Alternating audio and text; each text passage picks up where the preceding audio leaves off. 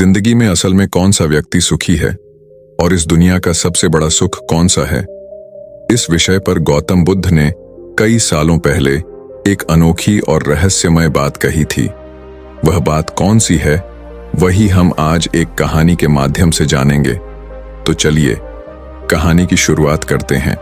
Japan के Osaka शहर में एक गांव में एक जैन गुरु रहा करते थे।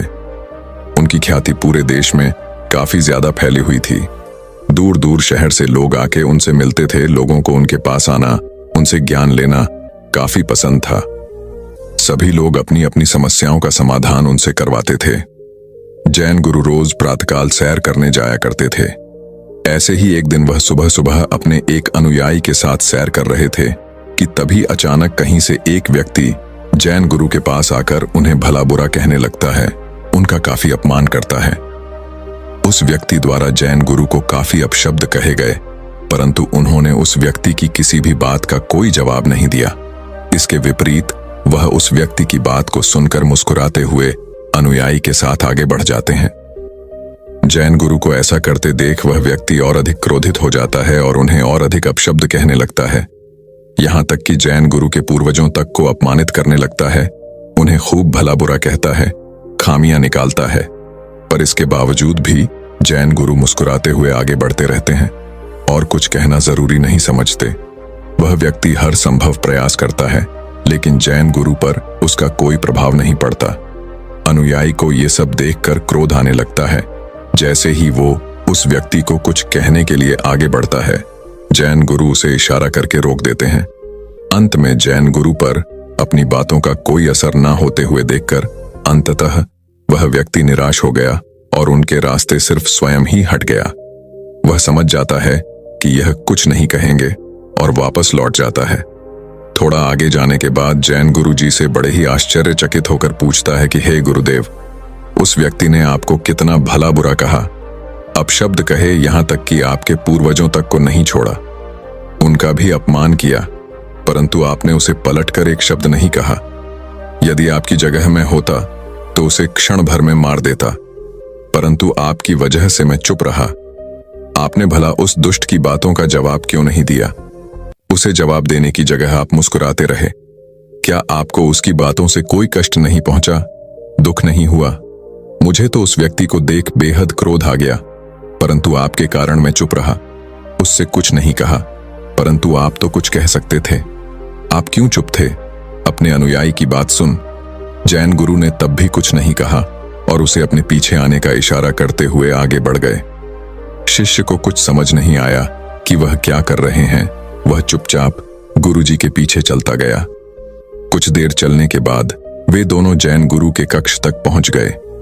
वहां पहुंच जैन गुरु अपने अनुयायी से कहते हैं कि तुम यहीं बाहर मेरी प्रतीक्षा करो, मैं अभी भीतर से आता हूं। जैन गुरु अपने कक्ष में गए और वहां से कुछ अपने मैले कपड़े लेकर कुछ देर बाद बाहर आते हैं और उस अनुयायी को थमाते हुए कहते हैं कि लो, अपने कपड़े उतार कर इन्हें धारण कर लो। उन कपड़ों से अजीब सी दुर्गंध आ रही थी और वो बहुत ज्यादा गंदे थे। अनुयायी ने उन्हें हाथ में लेते ही दूर फेंक दिया। उससे वो दुर्गंध सही नहीं गई। जैन गुरु उस अनुयायी से कहते हैं कि क्या हुआ, तुम इन मैले कपड़ों को क्यों फेंक रहे हो? जाओ और उन्हें ग्रहण करके आओ। गुरु की बात सुनकर अनुयायी कहता है कि यह आप क्या कह रहे हैं? ये कपड़े इतने मैले हैं, ऊपर से इतनी गंदी दुर्गंध आ रही है, कोई भला इन्हें कैसे धारण कर सकता है? अनुयायी की बात सुन। जैन गुरु कहते हैं कि जिस प्रकार तुम यह मैले और अजीब सी दुर्गंध भरे वस्त्रों को ग्रहण नहीं कर सकते, ठीक इसी तरह मैं भी उस व्यक्ति द्वारा फेंके हुए अपशब्दों को नहीं ग्रहण कर सकता। उसके द्वारा कहे गए हर शब्द को मैंने सुना ही नहीं। जब सुना ही नहीं तो उससे बुरा लग ही नहीं सकता। जैन गुरु आगे अनुयायी से कहते हैं कि इतना याद रखो कि यदि तुम किसी को बिना मतलब भला बुरा कहने पर स्वयं भी क्रोधित हो जाते हो, तो इसका अर्थ है कि तुम अपने साफ सुथरे कपड़ों की जगह उस फेंके फटे पुराने मैले कपड़ों को धारण कर रहे हो। उसकी बातें तुम्हें हद से ज्यादा प्रभावित कर रही हैं। यदि तुम उनको नहीं सुनोगे, उन सब पर ध्यान न देकर आगे बढ़ोगे, तो कोई भी तुम्हें क्रोध नहीं दिला सकता, न तुम्हारे मार्ग में बाधा बनकर आ सकता है। बस जरूरत है तो ऐसी चीजों से, लोगों से स्वयं को दूर रखने की, स्वयं को बिल्कुल दूर कर देने की। जब आपको इन बातों से फर्क पड़ना बंद हो जाएगा, तब आपका मन स्वयं ही शांत हो जाएगा। आपका बस स्वयं पर, आपके मन पर पूरा नियंत्रण होना चाहिए, क्योंकि उस स्थिति में आने के बाद आपको किसी की भी बात से कोई फर्क नहीं पड़ता। दोस्तों, इस कथा से हमें यही शिक्षा मिलती है कि जिस तरह गुरु ने शांत चित्त रहकर अपने आप पर और अपने विचारों पर काबू पाने की बात कही है, ठीक उसी प्रकार हमें भी अपने जीवन में किसी के भी अपशब्दों से बिल्कुल भी विचलित नहीं होना चाहिए। हमारे मन और तन पर सिर्फ हमारा ही कंट्रोल होना चाहिए, शांति बनी रहनी चाहिए जाए, तब जीवन जीना आपके लिए सरल हो जाएगा। एक व्यक्ति सर्वोच्च सुख की तलाश में था। वो सुख को ढूंढते ढूंढते एक धनी सेठ के पास पहुंच गया और उससे कहता है कि तुम्हारे पास तो खूब सारा धन है, तो क्या तुम्हें तुम्हारा सर्वोच्च सुख मिल चुका है? वो धनी सेठ व्यक्ति से कहता है कि कैसा सुख, मेरे पास उतना धन नहीं है जितना कि राजा के पास है, मेरे पास भी उतना ही धन होना चाहिए। तब वह व्यक्ति एक गरीब व्यक्ति के पास जाता है और कहता है कि क्या तुम्हारे पास कोई सुख है? वह गरीब व्यक्ति कहता है, मुझे आज का भोजन मिल गया है, वही मेरा सुख है। अगर मैं कल के भोजन के बारे में सोचता हूं तो मैं दुखी हूं, क्योंकि कल सुबह मेरे पास खाने के लिए कुछ भी नहीं है। तब वो व्यक्ति ऐसे व्यक्ति के पास जाता है जिसके पास खाने के लिए बहुत कुछ होता है। तब वो उस व्यक्ति से पूछता है कि तुम्हारे पास तो खाने के लिए बहुत कुछ है, तो यानी तुम्हारे पास तो सर्वोच्च सुख है। अब वो व्यक्ति कहता है कि कैसा सुख, आज के भोजन में नमक ज्यादा हो गया है, मैं इसे नहीं खा सकता, इसे फेंक कर मैं दूसरा भोजन बनवा रहा हूं। जैसा मैं खाता हूं, मुझे स्वादिष्ट भोजन चाहिए। आज मैं बड़ा ही दुखी हूं। इसके बाद वो व्यक्ति एक सम्मानित और प्रतिष्ठित व्यक्ति के पास जाता है और उनसे कहता है कि आपके पास तो इतना मान सम्मान है, आपको तो आपका सर्वोच्च सुख मिल गया होगा। तब वो प्रतिष्ठित व्यक्ति कहता है कि कैसा सुख, मैं तो बहुत दुखी हूं। एक दूसरा व्यक्ति है जिसे देखते ही सब उसकी तरफ खींचे हुए चले जाते हैं। कोई मेरे पास नहीं आता, मुझे उस व्यक्ति से अधिक सम्मान और प्रतिष्ठा चाहिए और उसके लिए मैं कुछ भी कर सकता हूं। तब इस व्यक्ति ने सोचा कि शायद इन सबसे ऊपर काम वासना में अधिक सुख होता होगा। तब वो ऐसे व्यक्ति के पास जाता है जो काम वासना के चरम पर था और उससे जाकर पूछता है कि क्या काम वासना से तुम्हें सर्वोच्च सुख की प्राप्ति हुई है? तब वो व्यक्ति कहता है, कैसी प्राप्ति, अभी तो मैंने बस शुरुआत ही की है, मुझे अभी कुछ मिला नहीं है और ये सब तो पुराना हो गया है, मुझे कुछ नया चाहिए, अब तो जीवन भी व्यर्थ सा लगता है। मेरे मित्र कहते हैं कि मुझे नगर जाना चाहिए, वही मेरी काम वासना की पूर्ति होगी, लेकिन वहां जाने के लिए मेरे पास पैसे नहीं हैं, मुझे इसके लिए अधिक धन चाहिए। सबकी बातें सुन उस व्यक्ति को कहीं भी सर्वोच्च सुख नहीं दिखा। तभी उसने तय किया कि बुद्ध के पास जाएगा और तब वह बुद्ध से मिलने निकल गया और बुद्ध के पास जाकर उन्हें प्रणाम करके उनसे कहता है कि हे तथागत, मैं बहुत दूर से आया हूं, मैंने सुना है कि आप सबकी समस्याओं का समाधान करते हैं, क्या आप मेरी समस्या का हल करेंगे? तब तथागत बुद्ध कहते हैं कि कहो, क्या जानना चाहते हो, पूछो। तब वो व्यक्ति कहता है कि हे तथागत, मैं पूरी दुनिया के भ्रमण पर गया ये जानने के लिए कि सर्वोच्च सुख क्या है, एक ऐसा सुख जिसे मिलने के बाद किसी दूसरे सुख की लालसा ना रहे, एक ऐसा सुख जिसकी कामना हर कोई करता है, ऐसा सुख जो कोई नहीं चाहता कि उसके जीवन से जाए, परंतु मुझे अभी तक ऐसा कोई सुख नहीं दिखा, इस सर्वोच्च जिसे पाने के बाद इंसान कह सके कि मुझे और कोई सुख नहीं चाहिए, यही मेरे लिए सर्वोच्च सुख है। व्यक्ति बोला, क्या सच में ऐसा कोई सुख है जिसे मिलने के बाद किसी दूसरे सुख की कामना न रहे? तब बुद्ध उस व्यक्ति की बात सुनकर कहते हैं कि तुमने इस दुनिया का भ्रमण करके क्या जाना कि यह दुनिया कैसी है, यहाँ सबका सुख कैसा है? तब वो व्यक्ति कहता है कि हे गुरुवर, यहाँ पर सबका सुख अलग अलग है, किसी का भी सुख एक समान नहीं है, सबकी परिभाषा अलग अलग है। यहाँ पर कोई सुखी होने के लिए राजा की तरह खूब सारा धन दौलत चाहता है, तो कोई काम वासना में अपना सुख खोज रहा है, कोई भोजन में सुख खोज रहा है, कोई सम्मान प्रतिष्ठा में सुख खोज रहा है, कोई किसी के दुख में अपना सुख खोजता है। तब बुद्ध ने कहा कि क्या ऐसा करने से व्यक्ति को सुख की प्राप्ति होती है? तब व्यक्ति कहता है कि हे बुद्ध, मैंने देखा जब मनुष्य अपने सुख तक पहुंचता है, जो वह चाहता है उसे मिलता है, तब वह मिलते ही वह पागल की तरह झूम उठता है। उसे इससे खुशी मिलती है, लेकिन वह सुख कुछ समय के लिए ही होता है। कुछ समय बाद इस सुख की महत्ता कम हो जाती है और फिर से वह सुख खोजने लगता है, और यही चक्र निरंतर चलता है और सुख खोजने के लिए वह दुखी रहता है। वह व्यक्ति कहता है कि हे बुद्ध, यह कैसी दुनिया है जो सुखी होने के लिए दुख को खोज रहा है। तब बुद्ध मुस्कुराने लगते हैं, पर कहते हैं, एक बात बताओ, क्या जो राजाओं की तरह धन दौलत चाहता है, क्या उसके पास धन और दौलत की कमी है? और जो काम वासना को चाहता है, उसके पास काम वासना की कमी है? और जो स्वादिष्ट भोजन चाहता है, क्या उसके पास 2 वक्त के भोजन की कमी है? तुमने देखा कि इनके पास किसी भी चीज की कोई कमी नहीं है, फिर भी यह सब दुखी है, और इसका कारण यही है कि इन सबको अपना सुख नहीं दिखता। बस कुछ दिखता है तो बस कमी। दूसरे के पास जो है उसे पाने में सुख नहीं, बल्कि सुख का मजा तो तब आता है जब आपके पास सब कुछ हो। उसका भरपूर आनंद लेकर जीने में हम अपनी आंखों से दुनिया देख सकते हैं, प्रकृति का सौंदर्य देख सकते हैं, दूसरों की भावनाओं को पढ़ सकते हैं, लेकिन हम अपनी आंखों से देखते क्या हैं? हम केवल वासना को ही देखते हैं। एक ऐसी वासना जो केवल सुख का लालच देकर दुख की ओर ले जाती है। तब हम फिर से दुखी हो जाते हैं। तब वो व्यक्ति कहता है कि हे बुद्ध, क्या कोई ऐसा सर्वोच्च सुख है जो जीवन में यदि एक बार आए तो जीवन में दोबारा किसी अन्य सुख की जरूरत महसूस ना हो, तब हम पूर्ण रूप से संतुष्ट होकर जीवन को जी सके? तथागत बुद्ध कहते हैं कि कामना यही तो हमारे दुख को जन्म देती है, क्योंकि कामना हमारे स्वार्थ से भरी होती है। इसलिए कामना करते ही दुख स्वतः उत्पन्न होने लगता है। कभी यह दुख जल्दी आ जाता है तो कभी सुख के पीछे, लेकिन आता जरूर है। इस दुनिया में सर्वोच्च सुख जैसा कुछ नहीं होता। सुख कितना ही बड़ा क्यों ना हो, उसके पीछे दुख हमेशा रहता है। और एक सुख तुम्हारे लिए सर्वोच्च हो सकता है, जबकि यही सुख दूसरे के लिए छोटा भी हो सकता है। जहां भी तुम सुख की कामना करोगे, वहां तुम्हें दुख अवश्य मिलेगा, और जहां तुम्हें दुख मिलेगा वहां सुख अवश्य आएगा। यदि तुम दुख से मुक्त होना चाहते हो तो तुम्हें सुख से भी मुक्त होना पड़ेगा। आज तुम दुखी हो क्योंकि तुमने सर्वोच्च सुख की कामना कर रखी है, लेकिन यदि तुम अपने सर्वोच्च सुख के दुख को जाने दोगे तो तुम आज अभी सुख का अनुभव करोगे।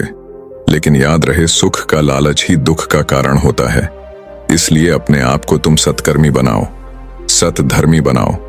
तुम्हारे सत्कर्म ही तुम्हें सुख और दुख दोनों से ही मुक्त करेंगे।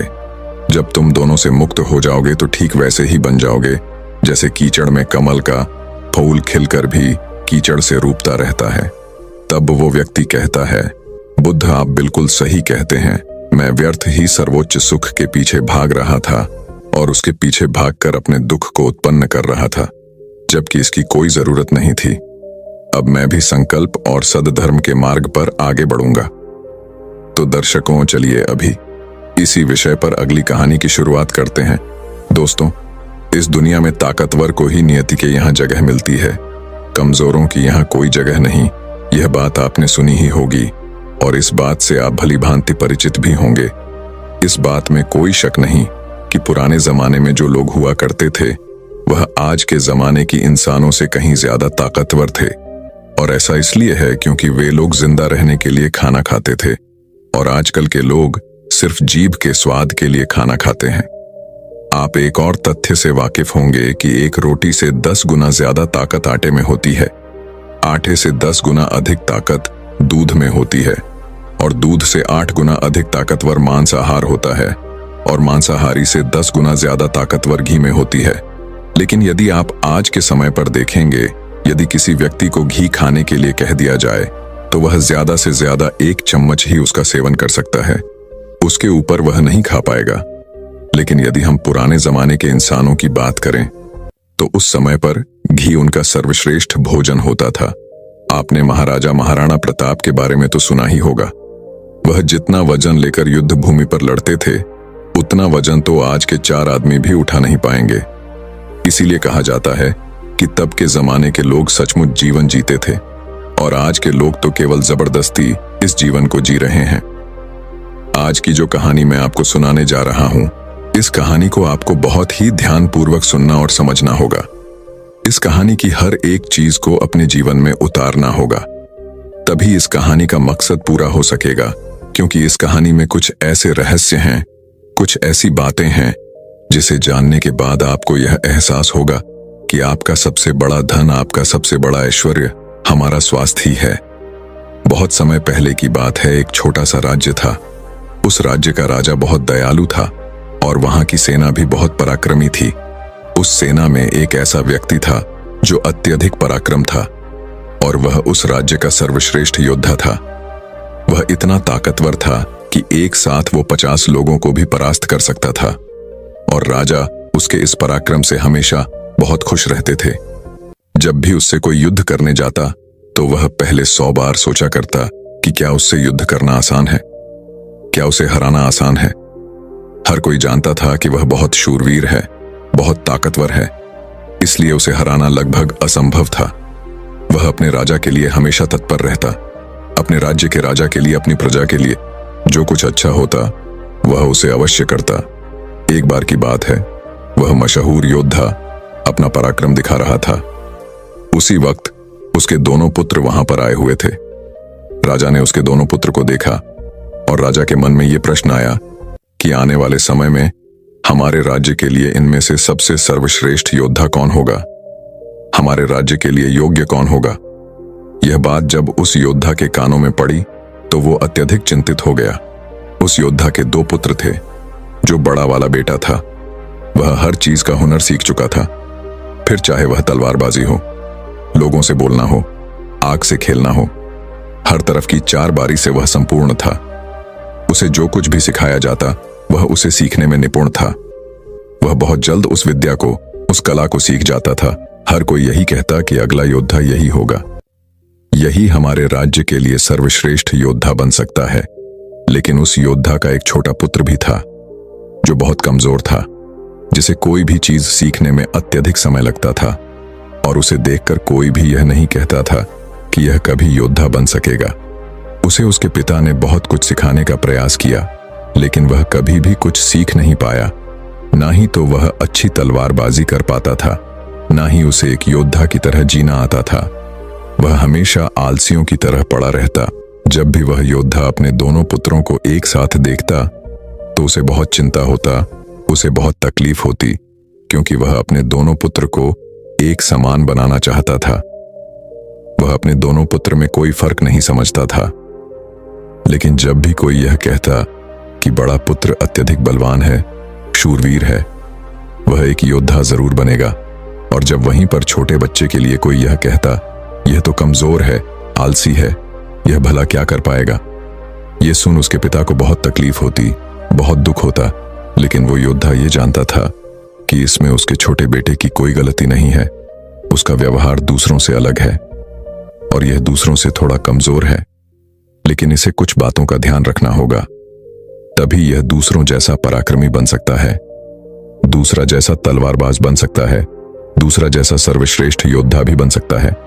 इस बात का ध्यान रखते हुए वो योद्धा अपने उस बेटे को लेकर पास ही के एक गुरु के पास पहुंचा। यह वही आश्रम था जहां उस योद्धा ने भी शिक्षा ग्रहण की थी। वह उन गुरु को भली भांति जानता था। वह यह भी जानता था कि वह गुरु उसके छोटे बेटे को वह शिक्षा अवश्य देंगे जिससे वह भी अन्य लोगों की तरह पराक्रमी और शूरवीर बन जाए। वह उन्हें उन गुरु के पास ले गया, उन्हें प्रणाम किया और कहने लगा है, गुरुवार, मैं चाहता हूं कि मेरा बच्चा आपसे शिक्षा ग्रहण करे। यह थोड़ा आलसी है, थोड़ा कमजोर है और यह कभी कुछ सीखना ही नहीं चाहता, जबकि मेरा बड़ा बेटा बहुत साहसी, शूरवीर, ताकतवर और पराक्रमी है और इस राज्य को ऐसे ही लोगों की आवश्यकता है। लेकिन मेरा यह छोटा बेटा जो कि मेरी चिंता का कारण बना हुआ है, मैं चाहता हूं कि यह भी पराक्रमी बने, शूरवीर बने, ताकतवर बने, ताकि इस राज्य का हर कोई इसके भी गुण गा सके। मैंने बहुत प्रयास किए, मैंने कई तरह के उपाय भी किए ताकि ये अपने जीवन में कुछ कर सके, कुछ सीख सके, लेकिन यह कभी कुछ सीखना ही नहीं चाहता। मैं चाहता हूं कि मेरे दोनों पुत्र एक बराबर हों। किसी में कोई कमी ना हो, इन दोनों को एक बराबर अधिकार मिले। लेकिन यह अपने आलस के कारण, अपनी कमजोरी के कारण हमेशा पीछे रह जाता है। मैंने इसे कई बार समझाया, लेकिन यह है कि मेरी बातों को मानता ही नहीं। मैं अपने दोनों बेटों में कोई भेदभाव नहीं रखना चाहता। मैं दोनों को एक बराबर बनाना चाहता हूं। उस योद्धा की ये सारी बातें सुनकर वह गुरुवर उस योद्धा से कहते हैं, मैं जानता हूं तुम्हारे पुत्र को क्या तकलीफ है। मैं इसे वैसा ही बना दूंगा जैसा तुम चाहते हो, लेकिन इसके लिए तुम्हें इसे कुछ दिन के लिए मेरे पास यहां पर आश्रम में छोड़ना होगा। और मैं तुम्हें यकीन दिलाता हूं कि जब तुम वापस इसे लेने आओगे तो तुम्हें तुम्हारा यह पुत्र इस प्रकार नहीं दिखेगा। इसकी जगह पर तुम्हें वह पराक्रमी, वह ताकतवर मिलेगा जैसा तुम चाहते हो। वह गुरुवर अत्यधिक आत्मज्ञानी थे। वह उस योद्धा के पुत्र को देखकर यह समझ चुके थे कि उसे क्या तकलीफ है और उसे किस तरह से ठीक किया जा सकता है, उसे किस तरह से पराक्रमी बनाया जा सकता है, क्योंकि आखिर वह एक ऐसे योद्धा का पुत्र है जिसे अभी तक कोई हरा नहीं सका था। बस उसे इस बात का एहसास करवाना ही काफी था। वह योद्धा उन गुरु के कहने पर अपने पुत्र को वहीं पर छोड़कर वापस अपने घर की ओर लौट जाता है। उसके बाद उस योद्धा का वह पुत्र एक शिष्य बनकर उन गुरु के आश्रम में रहने लगता है। वहां के सारे कामकाज करने लगता है। वहां पर वह सीखने लगता है, समझने लगता है। और इसी प्रकार कई दिन बीत जाते हैं और एक दिन सही समय आने पर वह गुरु उस योद्धा के पुत्र से कहते हैं, चलो आज मैं तुम्हें कुछ दिखाना चाहता हूं।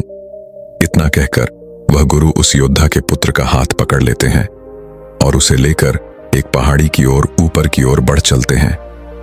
उस पहाड़ी के ऊपरी छोर पर ले जाकर वह गुरुवर उस पुत्र से कहते हैं, आज मैं तुम्हें कुछ सिखाने वाला हूं और तुम्हें ध्यान से सीखना होगा, क्योंकि यदि तुमने आज यह बात नहीं सीखी तो तुम अपने जीवन भर कुछ नहीं कर पाओगे, कुछ नहीं सीख पाओगे और हमेशा लोग तुम्हें कमजोर और असहाय समझेंगे और उसी दृष्टि से तुम्हें देखा जाएगा। धीरे धीरे कई दिन बीत चुके हैं और अब तुम्हारे घर जाने का वक्त भी करीब आ चुका है। इसलिए आज मैं तुम्हें यहां पर लेकर आया हूं ताकि मैं तुम्हें यह सिखा सकूं, यह समझा सकूं कि तुम इस धरती पर क्यों आए हो, तुम्हारे आने का क्या कारण है।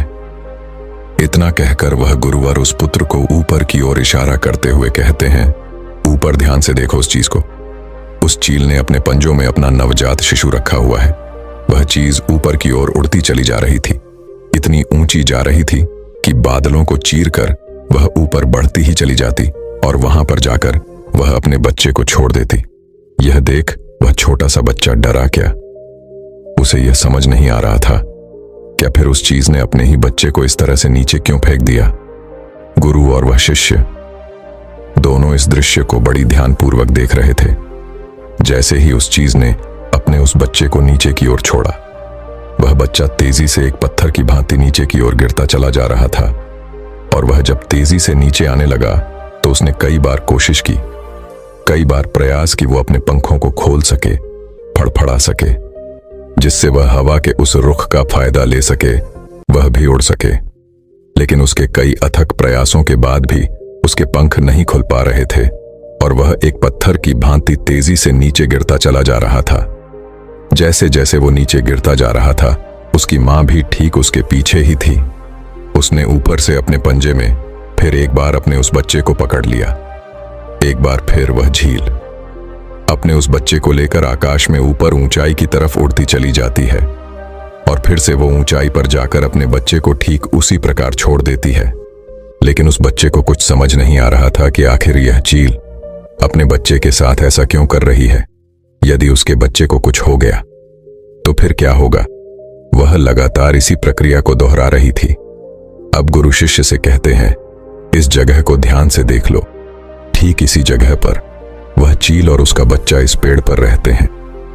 तुमने एक बात की और गौर किया कि इस पेड़ पर तुम्हें अनेकों फूल देखने को मिल रहे होंगे, लेकिन जहां पर यह चील और इसका बच्चा रहता है वहां पर तुम्हें एक भी फूल नजर नहीं आएंगे, क्योंकि फूल बड़े ही कोमल होते हैं और वह चील चाहती तो इन फूलों को अपने साथ जहां पर वह रहती है उसे रख सकती थी।